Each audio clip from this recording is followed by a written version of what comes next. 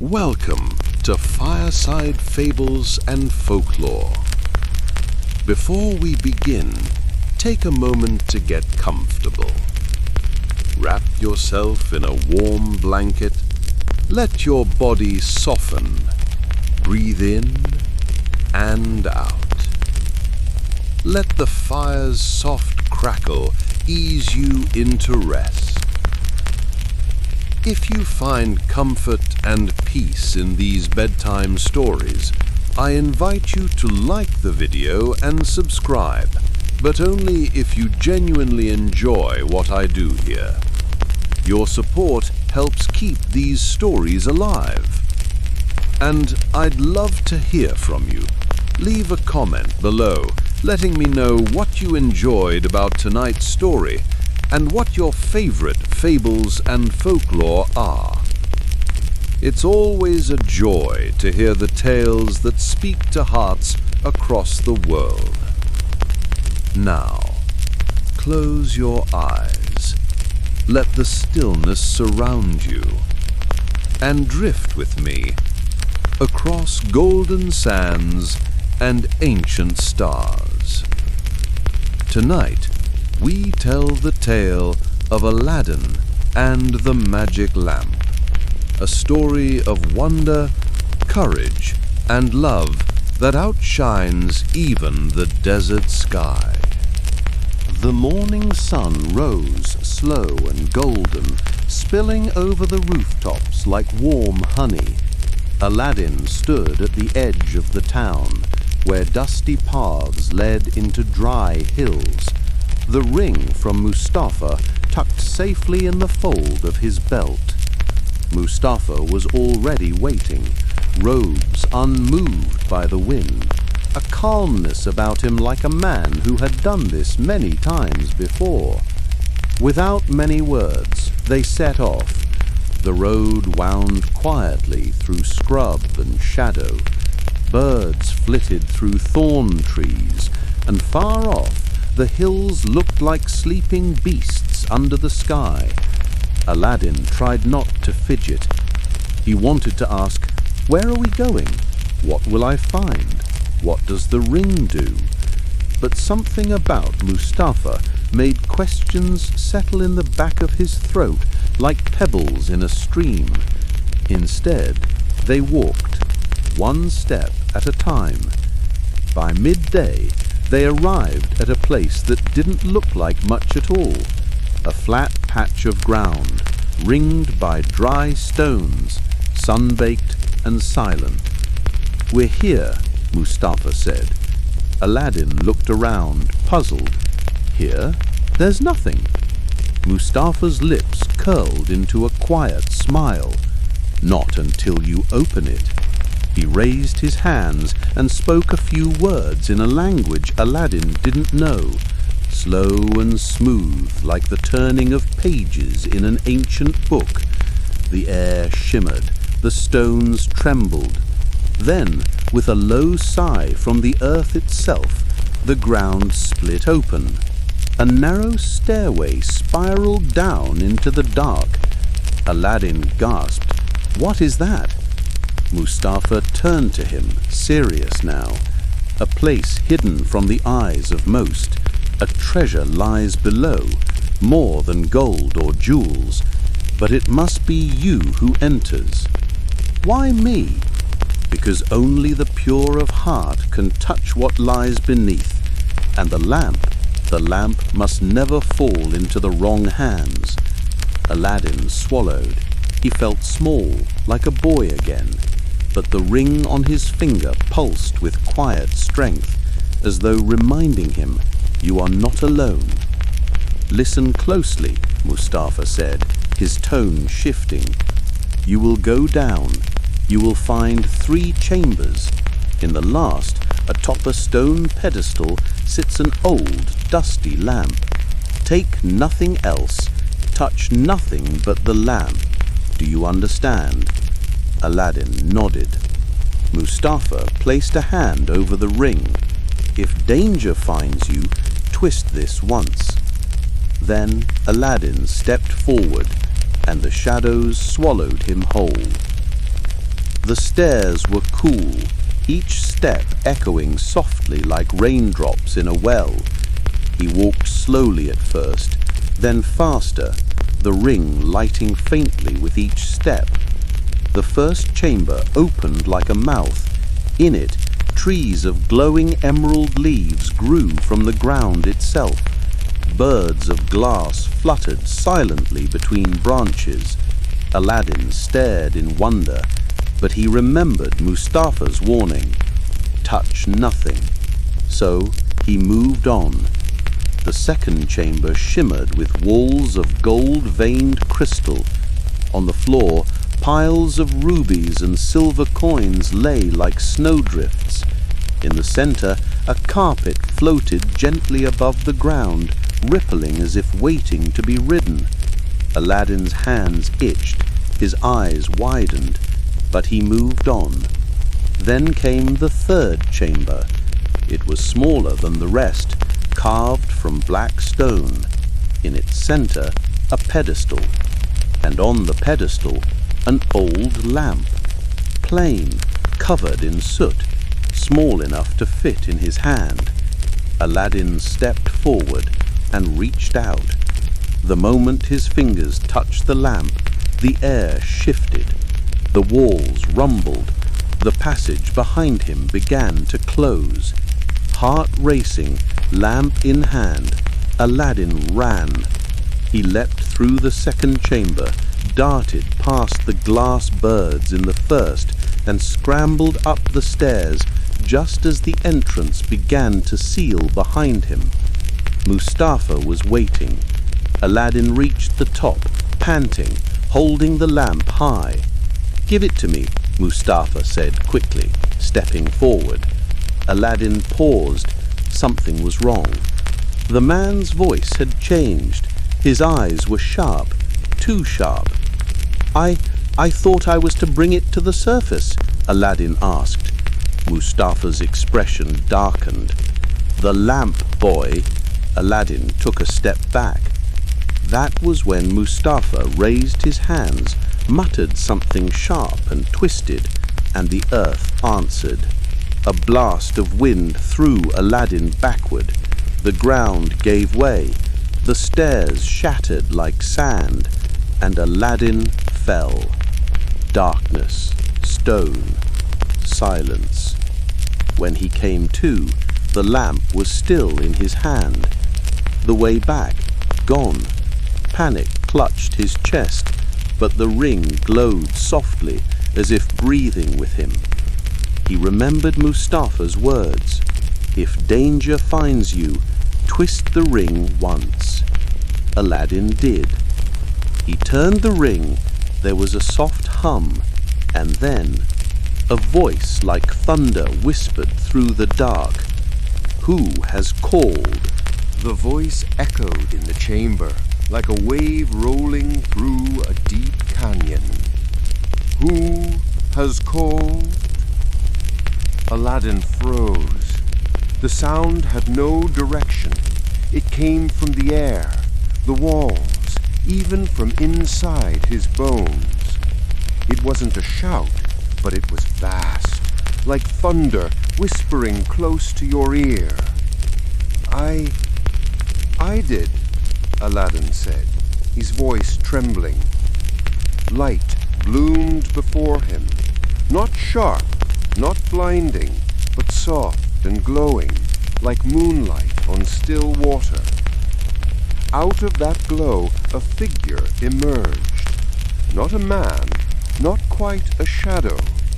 He was tall, robed in silver, his eyes like polished stone, and his body seemed made of smoke and starlight. A swirling breeze lifted the hem of his cloak, though no wind stirred the air. He bowed, slowly, with great reverence. "I am the spirit of the ring," he said, voice calm now, like a low flute. "Bound to serve the bearer when danger nears. You have called. What do you ask?" Aladdin took a breath, still clutching the lamp. "I'm trapped," The cave is sealed. I can't get out." The spirit turned and raised his hand. The earth above them groaned. The ceiling began to shift. Then, with no more sound than the rustle of silk, a narrow passage opened through the rock, just wide enough for a boy to crawl through. "Follow the light," the spirit said. "But what about you?" Aladdin asked. The spirit gave a small smile. "When the ring sleeps, so do I. But if ever you need me again, wear it well. Call only when it matters." And with that, the spirit faded like mist in the morning sun. Aladdin crawled through the narrow path, gripping the lamp with both hands. The tunnel twisted and rose, then opened gently into daylight. He was alone. The man who had called himself Mustafa had vanished. The wind carried only the chirp of birds and the rustling of dry leaves. He sat in silence for a long while, listening to the earth breathe, letting his heart slow. The ring had gone quiet again, but its weight on his finger felt comforting. He rubbed at a smudge with his sleeve, and that changed everything. The wind stopped.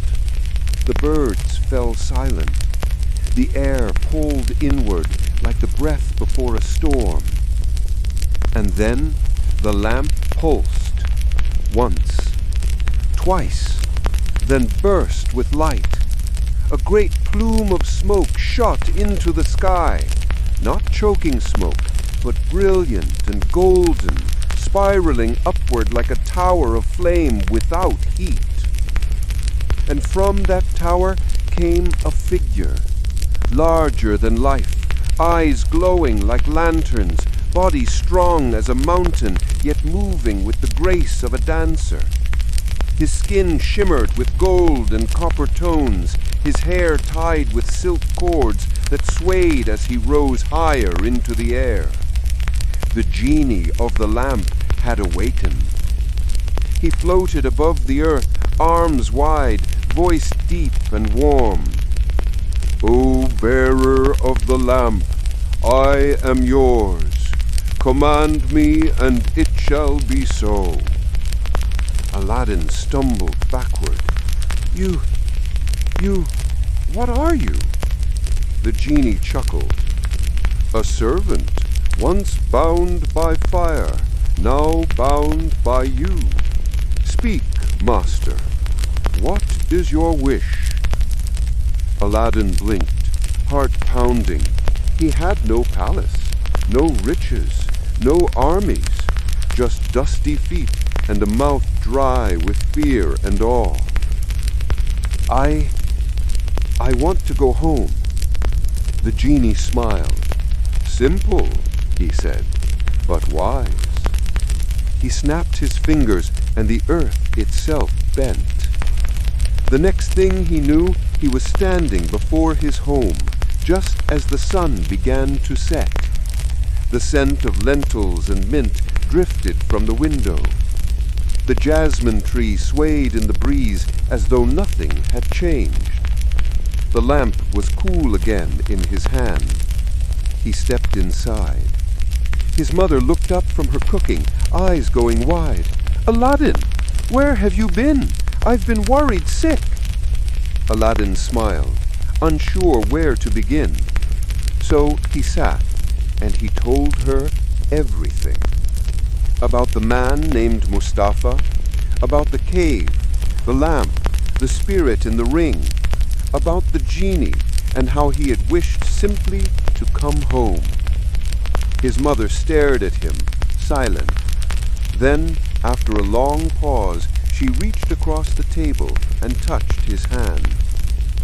"You've always chased stories, and now one has found you." They didn't sleep much that night. There was too much wonder in the air, too many questions. But Aladdin felt no fear. He felt full, and he knew this was only the beginning. The next morning, sunlight spilled through the window like gold poured from a quiet sky. Birds chirped in the jasmine branches, and for a moment everything felt just as it always had. Except that now a magic lamp rested beneath Aladdin's bed. His mother moved through the house like she did every morning, humming, sweeping, checking the lentils, but her eyes flicked often to her son, as if trying to memorize him, to be sure this wasn't some enchanted dream. Aladdin was awake before the sun had fully risen, sitting cross-legged on the floor, the lamp beside him. He didn't call the genie right away. Instead, he just stared at it, quietly, reverently. The bronze was still smudged, the curves worn smooth by time and touch, but it hummed softly in his hands, like something breathing in its sleep. He wondered, what should I wish for? A palace? Jewels? Endless food? The thoughts came quickly, but something inside him whispered to wait. Later that day, his mother gently asked, "Did the genie say how many wishes you get?" Aladdin shook his head. "No, only that I may command him." She nodded slowly and returned to her stitching, though her fingers moved slower than usual. They spoke little for the rest of the day. Both were quiet, not with fear, but with the kind of stillness that settles in just before something grand takes root, like the silence between thunder and rain. By evening, Aladdin had made up his mind. He stood before the lamp again, heart steady, and rubbed it gently. As before, the air swirled, the light burst, and the genie emerged, towering and brilliant, with a smile that curved like a crescent moon. "Master," he said, with a deep bow, "what do you command?" Aladdin raised his eyes. "I want a small house, not rich, not grand, just enough. A home that's warm, with food for my mother and me. A place that won't break in the wind or flood in the rain." The genie blinked. "You do not wish for gold, jewels, a kingdom?" Aladdin shook his head. "Not yet. Right now, I just want her to rest. She's worked so hard." The genie looked at him, really looked, then nodded once, slow and proud. "As you wish." He clapped his hands. The walls around Aladdin shimmered like heat over sand. The floor pulsed gently beneath his feet. Light spilled like water through the cracks, and when it faded, they were no longer in the same house. The home was modest but beautiful. Smooth stone floors, sturdy wooden beams, windows that let in sunlight and the scent of the garden outside. The kitchen was stocked with sacks of grain, baskets of fruit, jugs of clean water. Cushions lined the sitting room.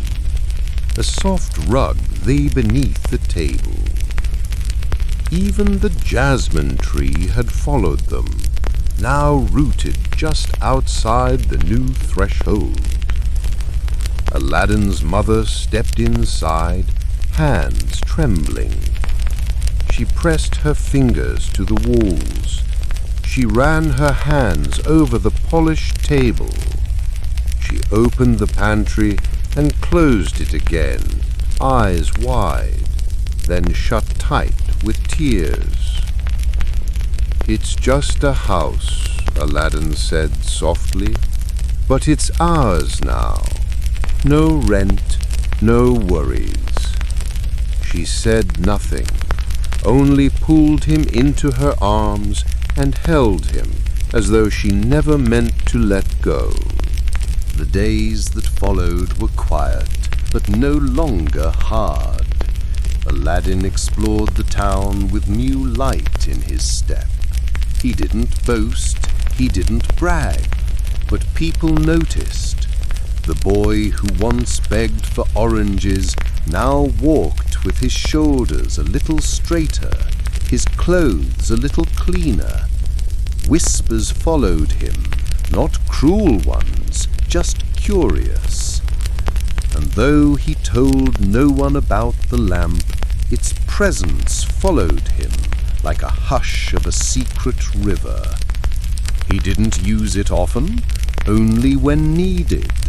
Once, when a neighbor's roof collapsed in a sudden storm, Aladdin rubbed the lamp and asked the genie for wooden beams and skilled hands. Within hours, the home was repaired. Another time, he asked for medicine when his mother fell ill, and the genie brought herbs from lands Aladdin had never heard of, their scent sweet and sharp as stars. But each time the genie asked him, "Are you sure this is your wish?" And each time Aladdin nodded, though always after a pause. The genie never judged, but Aladdin began to understand something.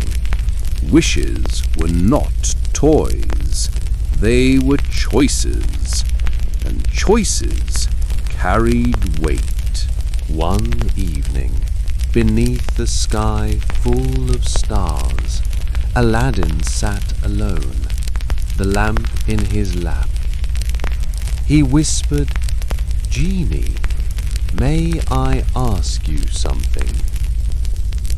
The lamp shimmered, and the genie rose, not grand this time, but quiet and still, like a story waiting to be told. "Of course.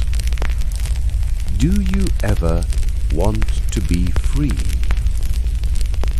The genie's golden eyes flickered. He looked at Aladdin, not with surprise, but with something softer, older.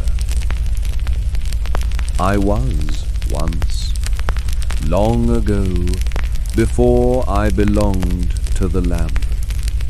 I have been bound many times by many masters, some cruel, some kind. None asked me that." Aladdin's voice was barely a whisper. "Then why stay?" The genie looked to the sky.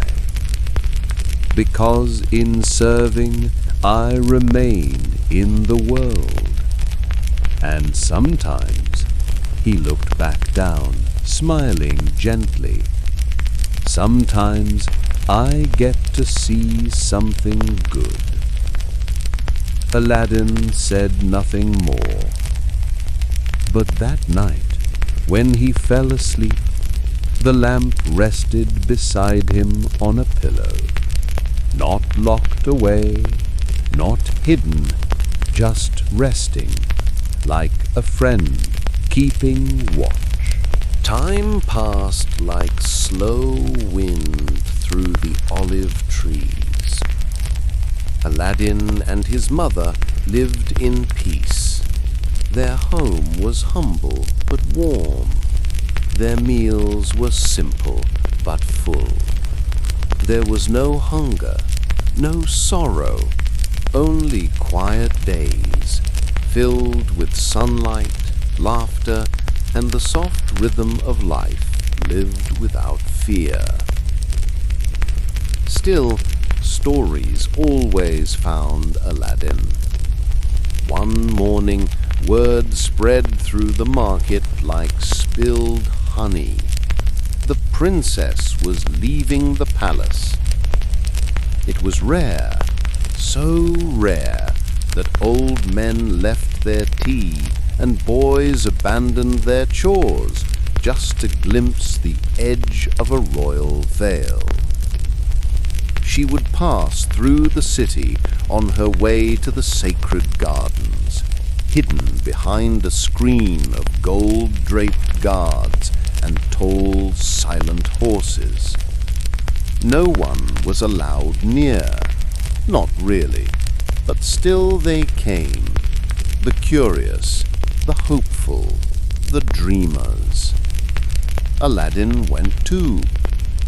Not because he expected anything, but because part of him still believed that the world held corners of magic, not bound by lamps or rings, just moments that shimmered if you were still enough to see them. He found a place atop a low wall near the southern gate, where lanterns swung like slow pendulums and the air smelled of mint and sand. The crowd hushed as the procession neared. Drums thudded softly, horses stepped in perfect rhythm, and then the royal litter appeared, a carriage of carved wood and gold, its windows draped in white silk that fluttered with each breath of wind. Aladdin leaned forward. Just for a heartbeat, no more, the veil shifted, and he saw her. Eyes the color of dusk, a face neither proud nor distant, but curious, thoughtful, kind. In that moment, Aladdin forgot to breathe. She looked out, not past the crowd, but into it, as if searching, and her gaze, as light as it was, passed over Aladdin like a falling star. Then the curtains fell. The carriage rolled on, and the world returned to its noise and dust. That night, Aladdin lay awake beneath the jasmine tree, staring at the stars. The lamp rested beside him as always, but he didn't touch it. He just thought. Of the girl behind the veil, of the quiet in her eyes, of how unfair it was that people lived entire lives without meeting those who stirred their hearts in a single glance. He didn't even know her name.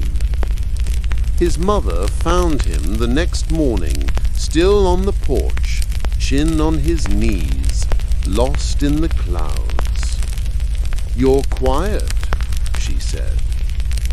"I saw someone," he replied, "just once, and I can't stop thinking about her." She smiled softly. "The princess?" Aladdin's head snapped up. "How did you—" She said, "Everyone's talking. Half the market is in love with her." Aladdin looked down. "I know, it's foolish." His mother didn't reply. She only walked over and sat beside him. After a long pause, she asked, "Do you love her?" "I don't even know her," he whispered, "but it feels like I've always known someone like her was out there, and now that I've seen her, I don't want to forget." She took his hand and said only, "Then don't." Later that evening, when the sun had dipped low and the fire crackled soft in their little hearth, Aladdin brought the lamp before him. He rubbed it slowly. The genie emerged, a quiet glow of bronze and gold. "Yes, master?" Aladdin swallowed. "Can you tell me about the princess?" The genie raised an eyebrow, then smiled. "She is called Badra. She is the Sultan's only daughter, wise, kind, and fiercely protected. Her beauty is known, but her heart is hidden from most." Aladdin hesitated. "I want to see her again." "Do you wish to meet her?" The question startled him. He hadn't let himself go that far yet. "Could I?" The genie's smile did not fade. "You could, but not as you are." Aladdin looked down at his hands, clean now, but still calloused. His tunic, though fresh, still bore signs of long wear. He had no title, no lineage, just a lamp and a wish. The genie continued, voice gentler now. "To meet her is one thing. To win her heart is another. But if you wish to walk her world, even for a moment, say so." Aladdin looked out the window to where the sky had turned velvet blue and stars blinked like watchful eyes. Then back at the lamp. "I don't want to trick her. I just want a chance." The genie bowed. "Then I shall give you one." The wind shifted. The room shimmered. And in place of the boy sat a young man dressed in silk and sapphire, robes cut from starlight, sandals that left no trace, a turban pinned with a sapphire shaped like a teardrop. But the eyes, they remained Aladdin's, soft, wondering, kind. "Who am I now?" he asked. "A prince," said the genie, "from a land far away, here to pay respects to the Sultan." Aladdin looked down at himself, then around the room. "But this is still my home." "For now," the genie folded his arms, "but the world is about to open." And far across the city, in her moonlit tower, Princess Jasmine stood at her window and looked toward the stars. Something tugged at her heart. Something had begun. At sunrise, the city stirred with whispers. A foreign prince had arrived at the gates of the Sultan's palace, bearing gifts so fine they dazzled the guards' eyes. Silks dyed with colors unseen before, horses with manes like silver thread, a chest filled with emeralds nestled in velvet, glowing like bottled spring. And yet, when asked his name, the young man simply smiled and said, "I come from a far land, but my heart brings me here." He was shown into the receiving courtyard, a place shaded by orange trees, where fountains whispered and finches bathed in shallow bowls of stone. Peacocks watched him curiously from shaded corners. He waited calmly while others might have fidgeted or paced, because it was not jewels or silk that brought him here. It was a glance, a girl behind a veil, a story only just beginning.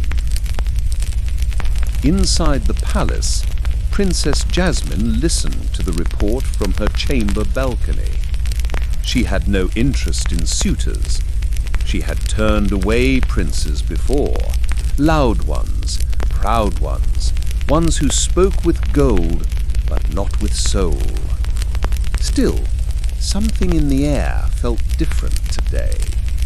And when her handmaiden described the man's soft voice, the way he carried no banners, made no grand declarations, only asked to be received in peace, Jasmine tilted her head slightly and whispered, "Let him speak to my father." The Sultan, curious but cautious, met Aladdin that afternoon in the golden throne room, a hall so vast it held the echoes of 100 years. Aladdin bowed low, speaking not like a man rehearsed, but like one who had lived long in thought and wonder. "I ask no hand, no favor," he said, "only the honor of greeting your court and the joy of seeing the beauty of this land." The Sultan narrowed his eyes, not with suspicion, but with intrigue.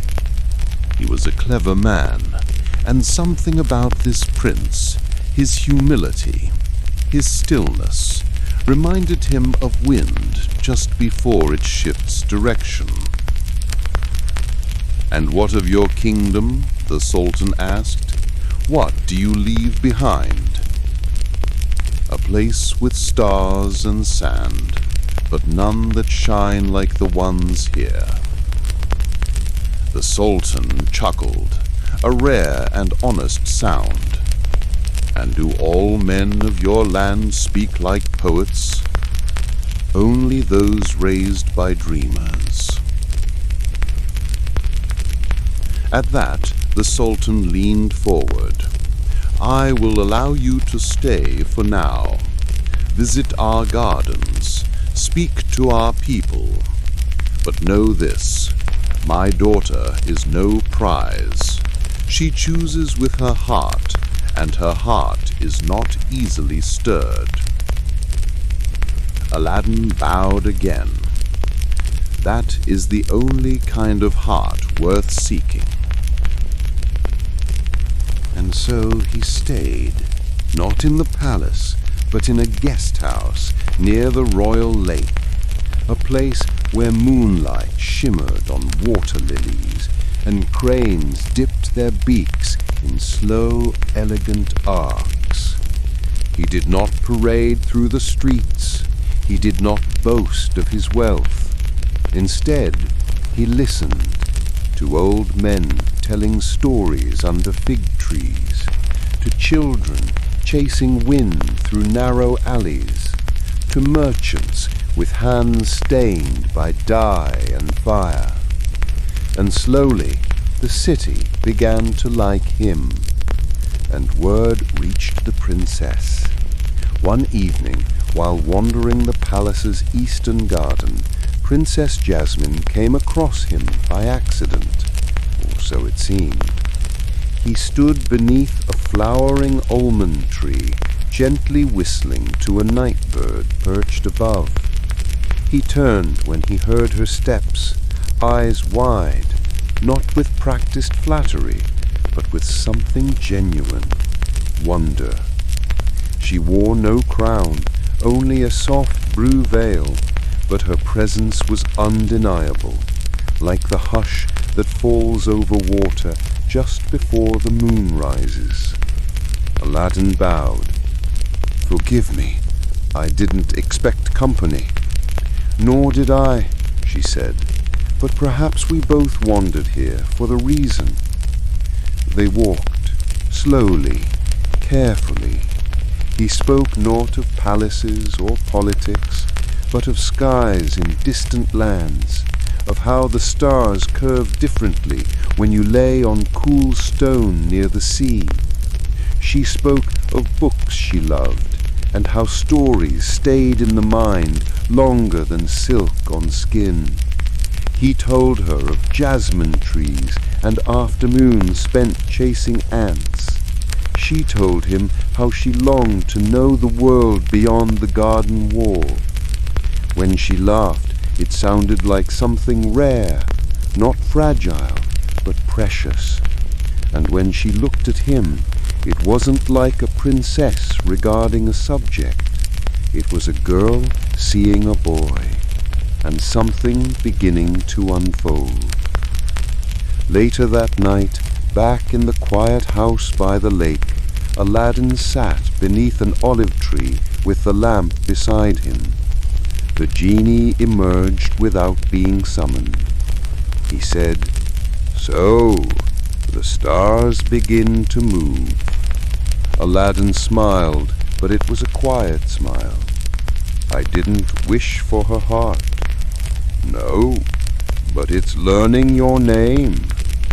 They sat in silence for a while, boy and spirit, beneath a sky thick with stars.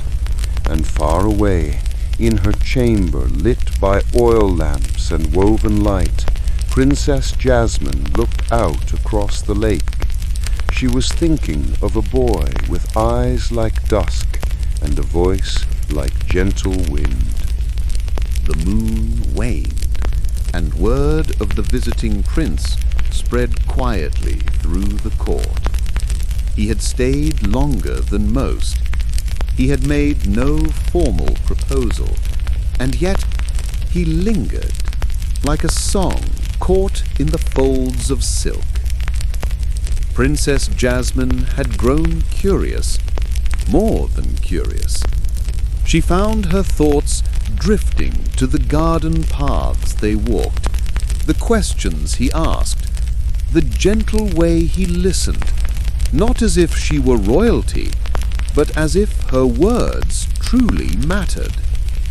And her father, the Sultan, had noticed.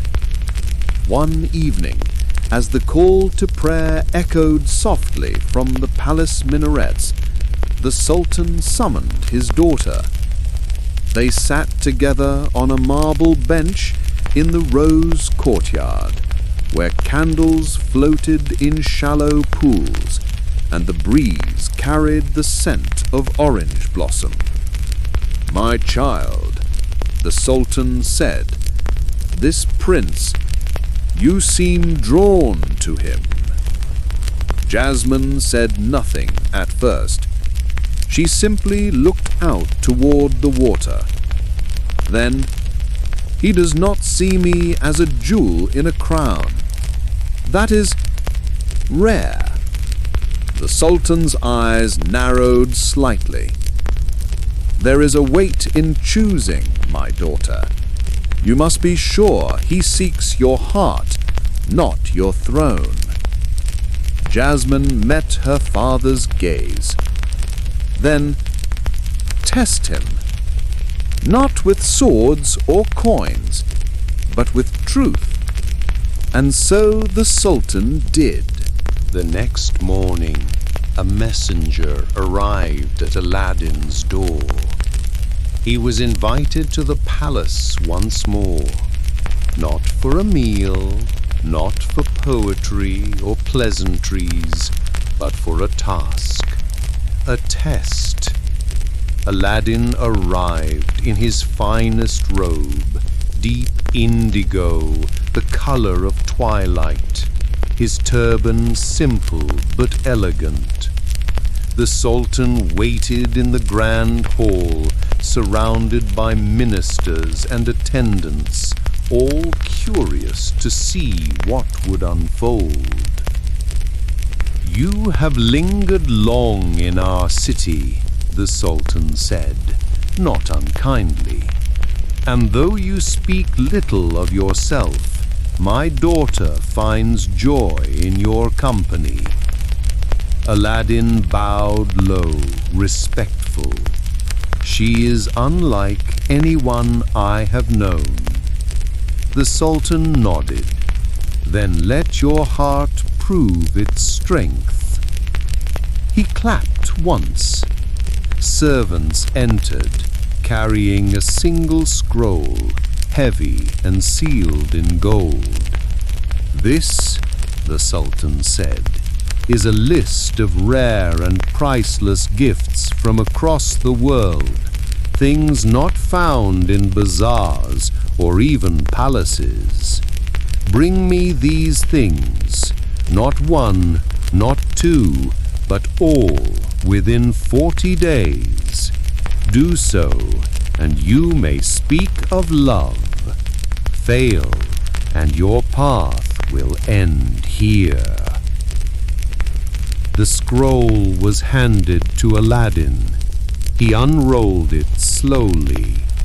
Golden oranges from the trees of Jannat, a pearl from the belly of a sea serpent, a silken robe woven by moonlight itself, a mirror that reflects not the face but the soul, and a single rose that never wilts, and more.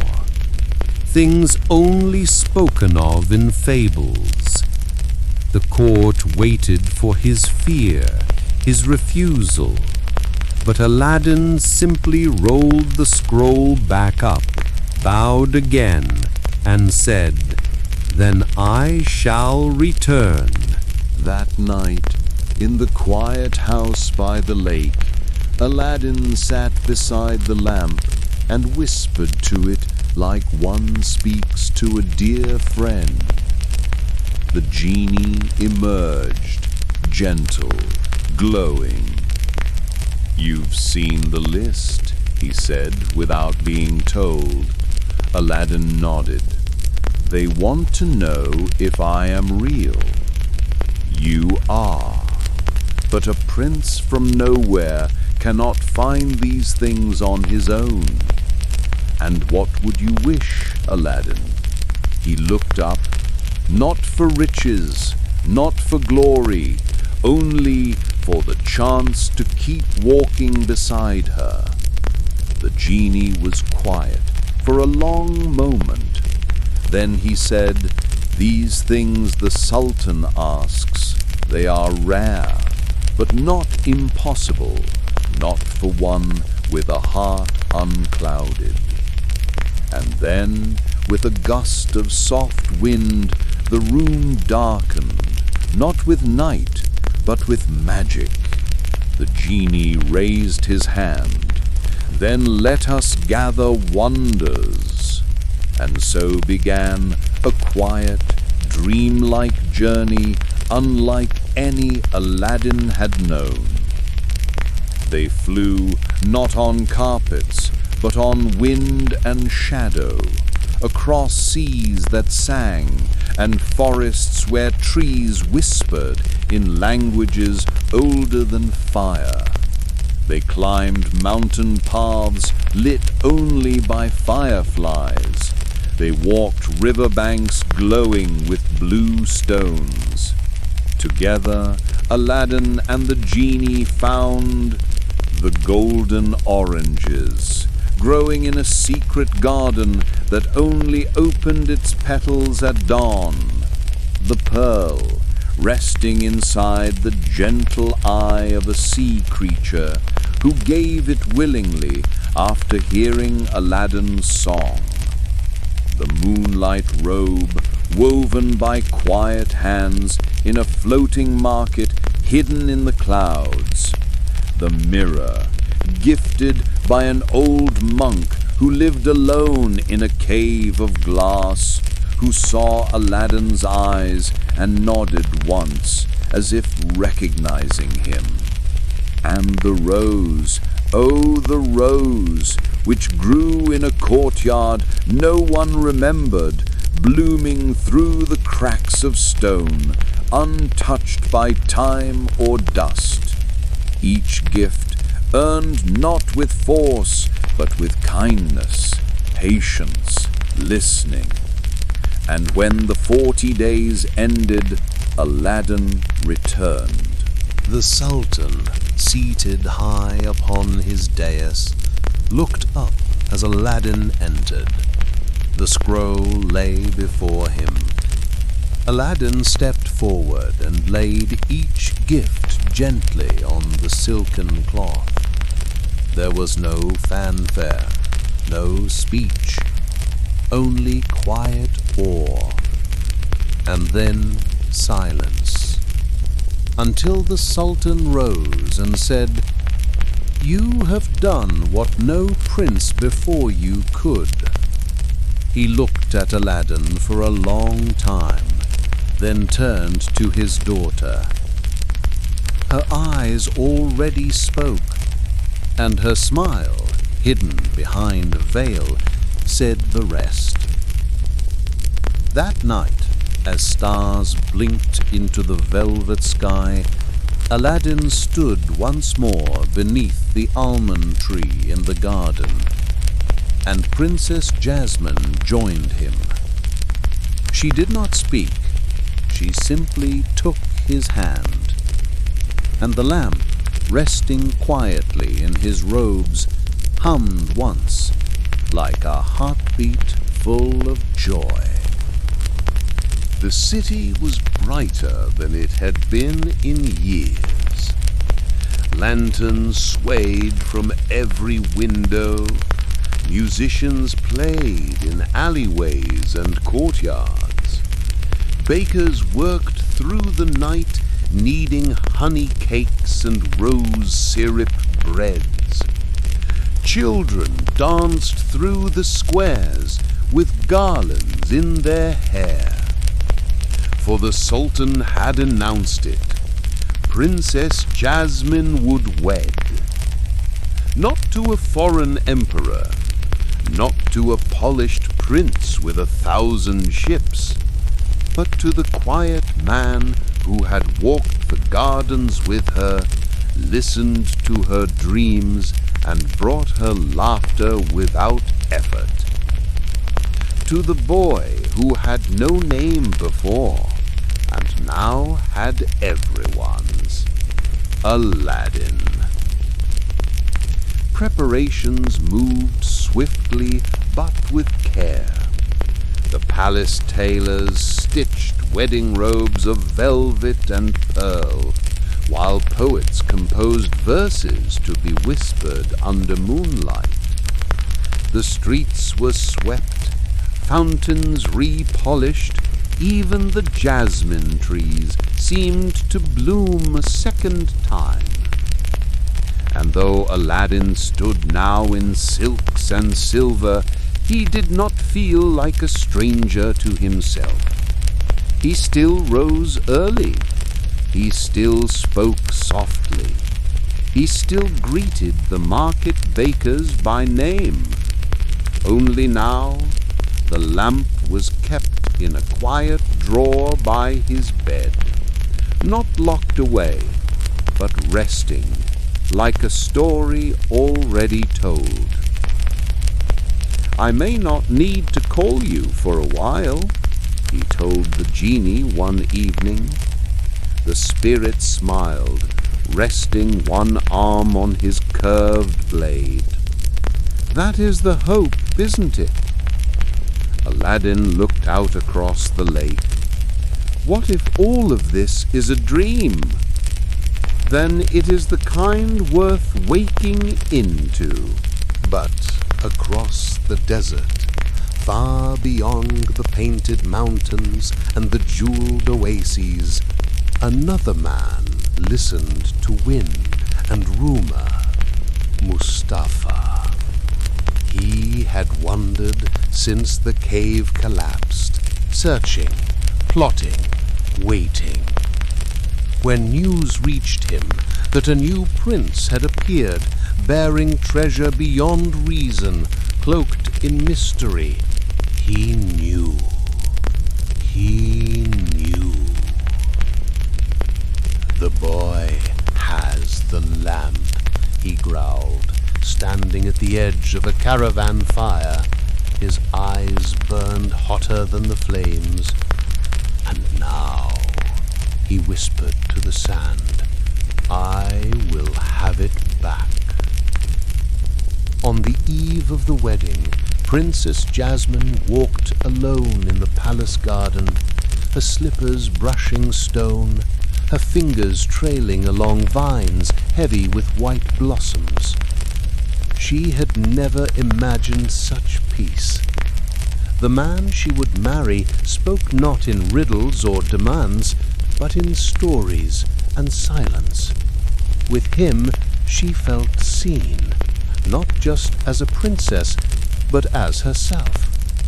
She paused at the pond where they had first met, and there she found Aladdin waiting, as if he knew she'd come. They said little. They didn't need to. He took her hand and led her to the low stone bench beneath the almond tree.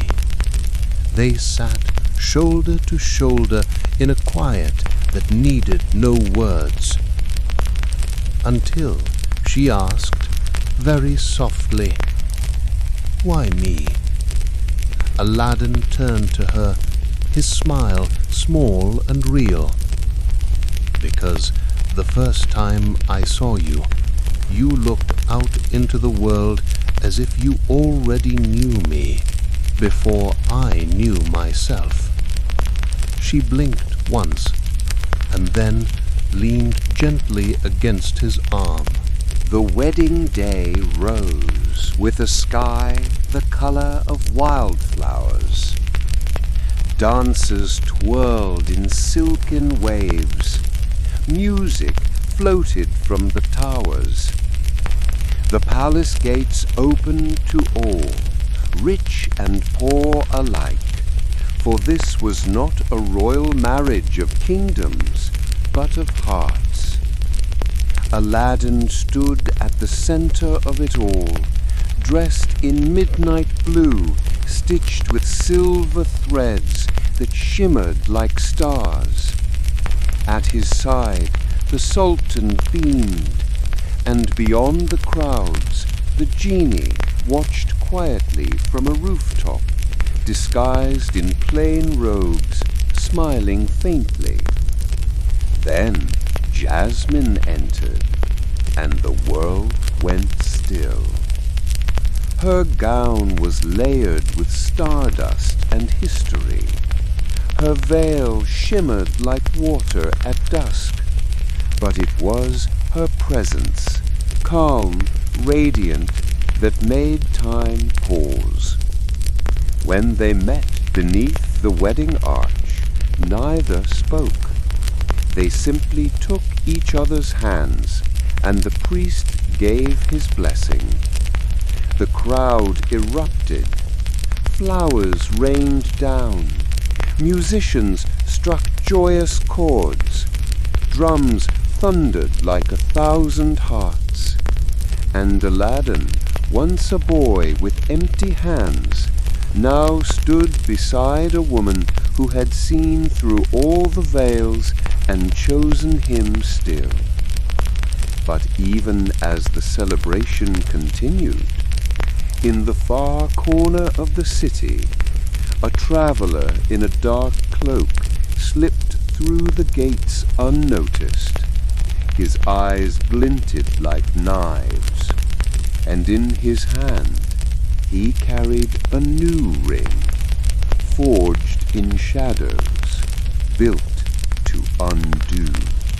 The celebrations lasted for 3 days and 3 nights. Laughter rang through the palace halls. Lanterns floated into the sky like soft stars set free. Aladdin and Jasmine walked together in the gardens each night, speaking of dreams and quiet things, like what flowers would bloom in the colder months, and which books they would read aloud beside the fire. The city was at peace, but peace is a delicate thing, and some winds carry old footsteps. Mustafa, the false uncle, the sorcerer, moved through the city with the silence of a shadow. He wore new robes now, plain and unremarkable. He bowed politely in public. He spoke little, but his ears were always open, and what he learned chilled him. Not only did the boy survive the cave, he had risen to a prince, married the princess, now lived in the palace, and Mustafa knew he still had the lamp. But the boy would be careful now. The lamp, once a secret, was likely guarded, locked away. The genie would never allow a stranger near, unless he used another. One evening, just as twilight painted the sky in streaks of gold and lilac, Mustafa made his move. He waited until the shift change at the palace gates, when the guards were busy, the torches just being lit. In the courtyard outside Aladdin's chamber, a servant moved past with a tray of figs and rosewater. Mustafa followed behind, disguised still. He slipped into the room like breath through a keyhole. There, beside Aladdin's bed, nestled in a velvet pouch, lay the lamp, unassuming, quiet, but full of sleeping fire. He reached for it with trembling fingers, and when his hand touched the brass, it pulsed once, as if recognizing him. Before it could cry out with magic, he wrapped it in silk, stuffed it into his robe, and fled. By the time the guards noticed the silence, the thief was gone. That night, Aladdin woke with a start. Something in the air was wrong. Still, he reached for the lamp and felt only cloth. His heart plummeted. He tore open the drawer. Empty. He ran to the window, heart pounding, but the moonlight only showed still gardens and quiet towers. The genie, his friend, his guide, was gone. Far from the palace, in a crumbling ruin at the city's edge, Mustafa stood before a ring of fire. He placed the lamp at its center. "Spirit of the lamp," he hissed, "I call you now, by right of the one who touched flame first." Smoke billowed, the earth trembled, and the genie rose, not in golden light this time, but in a storm of black and red. His eyes, once warm, were clouded. He did not smile. "Who commands me?" "I do," said Mustafa. "The boy stole you, but now I am your master again." The genie hesitated, and then bowed, low, slow, unwilling. Mustafa grinned. "Then hear my first command," he said. "Take the palace, lift it brick by brick, and carry it across the desert to the edge of the world. Leave nothing behind." The genie closed his eyes and obeyed. Back in the palace, the ground roared. Wind howled through marble halls. Birds screamed from their perches. The sky darkened. Guards ran. Servants screamed. The Sultan called for his daughter, but his voice vanished in the storm. And then, as if plucked by invisible hands, the entire palace rose from the earth, Every stone, every tree, every window, curtain, teacup, lifted, carried, gone. By morning, nothing remained but empty grass and a single almond tree. Aladdin stood alone in the silence. No wife, no home, no magic. Only the clothes on his back and the ache in his chest. The city whispered again, not in joy, but in fear. They called him cursed, a fraud, a fool. But Aladdin said nothing. He simply looked to the east, to the horizon where the sand shimmered, and began to walk. The desert did not welcome him. The wind stung his eyes. The heat pressed against his back like a stone. Each step sank into sand that whispered, "Turn back, turn back." But Aladdin walked. He had no map, no compass, only a memory of the palace torn from the earth, of Jasmine's hand in his, of the genie's eyes, dim, unwilling, bound again, and one more thing, a ring, plain, copper-colored, worn smooth. It had once been given to him in the cave, a gift he'd nearly forgotten. Until now. He stopped beneath a bent acacia tree, the only shadow for miles. His lips cracked, his breath came slow, and he whispered, "If any spirit lives in this ring, please, I need help." He waited. Nothing stirred. Then a soft sound, like silk sliding over stone. And there, before him, appeared a figure, not towering like the genie, but slender, cloaked in silver mist, eyes of pearl, voice like running water. "You have called."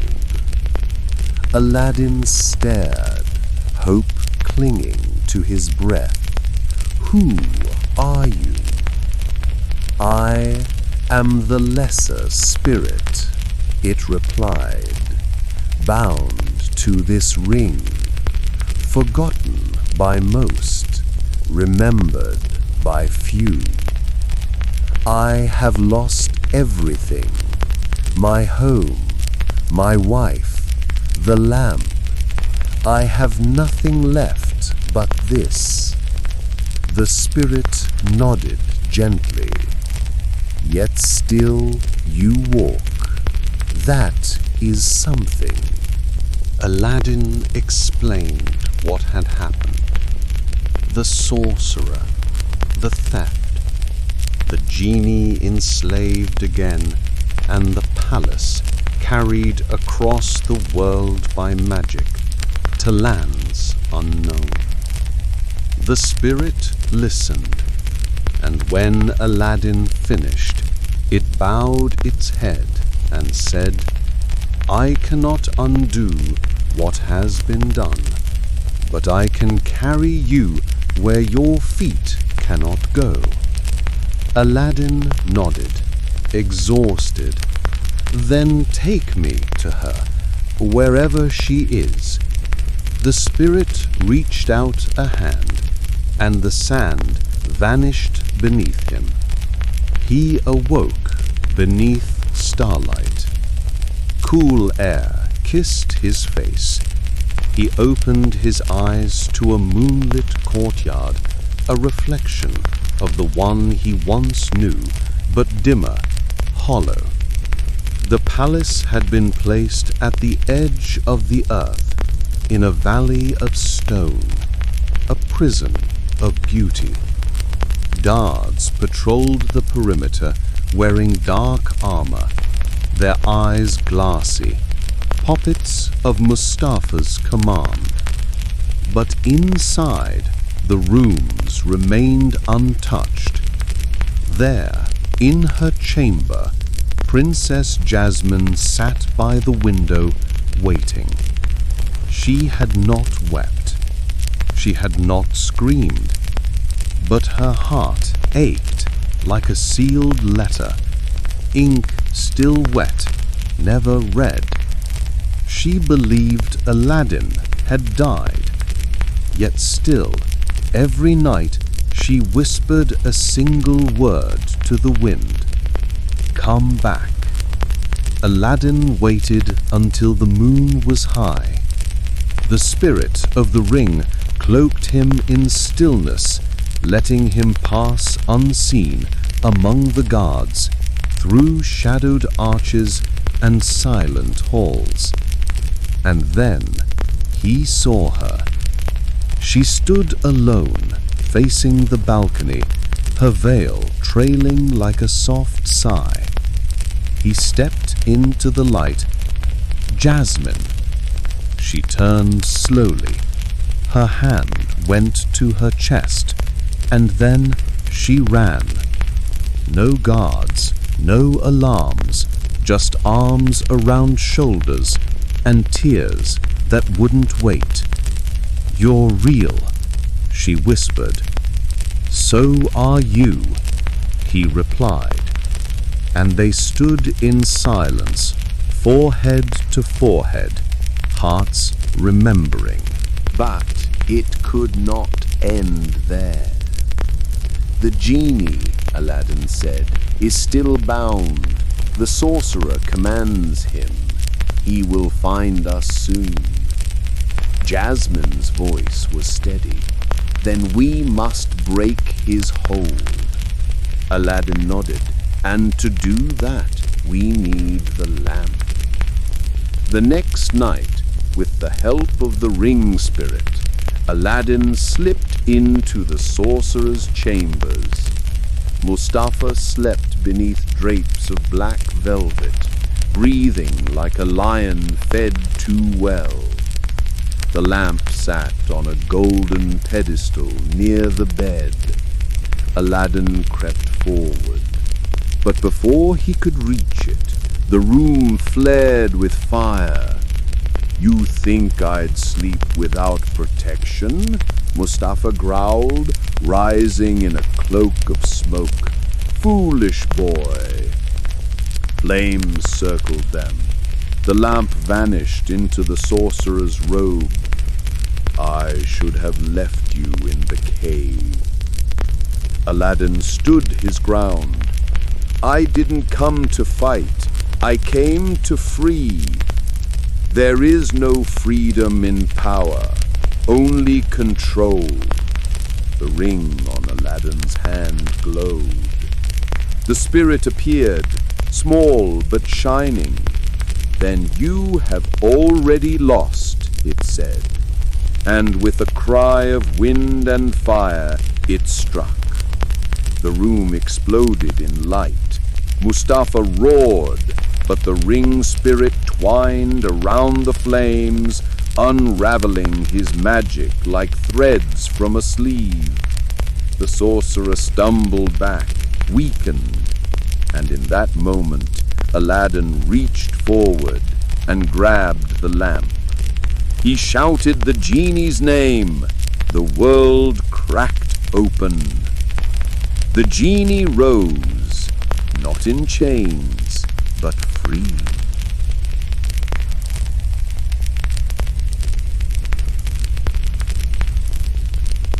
His eyes bright again, his arms glowing with ancient light. He looked at Aladdin and smiled. "My true master." Then, with a sweep of his arm, the palace trembled. The darkness faded. The guards blinked, returned to themselves. Mustafa, caught in the binding light, screamed and vanished in a curl of smoke, never to return. And peace, true peace, returned to the valley. Aladdin turned to the genie. "Will you stay?" The spirit bowed. "Only if you wish it." Aladdin looked to Jasmine, then back at the lamp, and handed it gently to the genie. "I set you free." The genie blinked, stunned, then slowly smiled. "Then I shall walk the world as wind." And with a whisper, he was gone. The palace was returned to the city, stone by stone, tree by tree, as if it had never left. The people cheered, the sultan wept, the lamps were lit again, not in fear, but in joy. And in the garden, beneath the almond tree, Aladdin and Jasmine stood, no longer prince and princess, but simply two people who had seen each other through fire, silence, and stars. The city did not forget. They spoke of it for generations.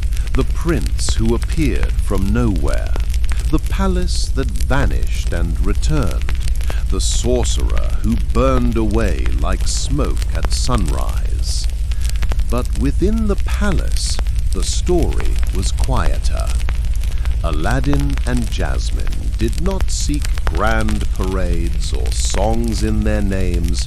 Instead, they rebuilt the garden paths. They restored the fountains. They opened the libraries and the kitchens to those who had never been allowed to enter before.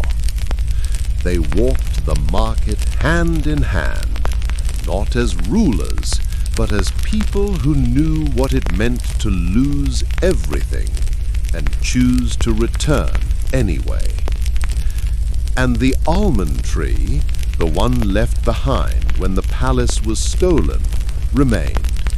It stood just outside the city, in a small patch of quiet grass, its branches heavy with white blossoms that never quite faded. People began to visit it in the cool of early morning. Some left flowers, others sat beneath it and closed their eyes, hoping to feel the same peace that had saved a story once torn by shadows. And each spring, just as the first bird sang, a single golden orange would bloom on one of its branches, a gift from faraway lands where magic still lingered in the wind. As for the lamp, it was never seen again. Some said the genie had carried it far beyond the mountains to a place where no hand could grasp it. Others said it still sat quietly in the hollow of a tree, waiting for another soul lost in darkness to whisper their truth. But Aladdin never looked for it. He no longer needed wishes. He had already lived one.